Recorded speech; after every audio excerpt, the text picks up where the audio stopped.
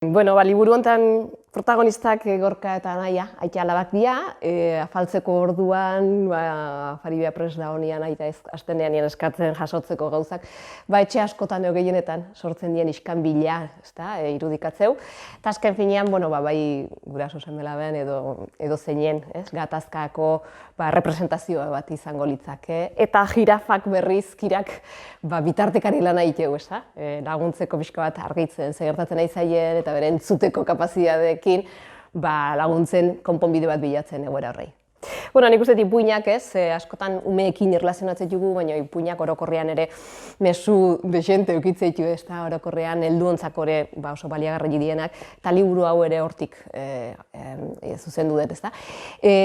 Umei beira aldi berean, bai 4-5 urtekoentzako nik eskatuko nuke lehendabizi gurasoak irakurtzea, eta pixka bat simplifikatzea edo saldi batzuk ebitatzea edo aukeratzea, jarraipen bat eman laikelako, pixkat motzean eta sentzillo egiteko moduan, baina ume bakoitzaren kapazitateen arabera izango zen eta hortik aurrean nahi den danontzako. Hizkuntzen kontua aurreko 2 liburuak elkarrekin hasi eta jirafa hizkuntza ere hasieratikan 2 hizkuntzatan egin ditut, euskera eta gaztelera, eta orduan hemen ez naukan zalantzekan, horrela planteauko nula. Eta azken momentuko kontu bat izan da katalana ateatzea. Gizon bezala izeba bate baukat Katalunian bizi dana, eta berak laguntzei baitare itzulpen, gaztelerako itzulpenean daula, eta berak pixkat amua botazian. Eta ikusi nun zentzua zeukala batez ere, ilustratzailea ere, Marta Fontana, katalana izanik eta esan nun, basatik ez, igual honek merezi du, katalana ere salto bat egitea, eta hortik sortu da, 3 hizkuntzatan egitearen kontua.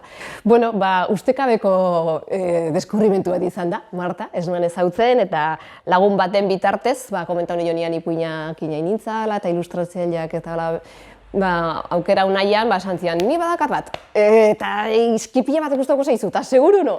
Eta seguru, pasa, kontaktua, eta zenitzen bere lana pixkat usmeatzen, eta esan, bai, badauka zerbait, eta harremanetan jarri nintzenean, izan da oso prozesu erraxa, berarkin lan egitea, eta, mantziskan lehendabiziko borradoretan oso garbi ikusi nun, ez nuela beste inune bilatzen ibili beharrikan, ze oso ondo harraponzun ipuinean nire mezua, saldu nahi nuna, eta, nahi marabilauta utzi nahu, eta ipuin baten ikusten ilustrazioak ere badula, ez da, pixu handi bat, eta, ilustrazioak nahi asko guztu zaizkit, eta izugarrizko lana egin du, eta benetan asko aberastu ipuina bai.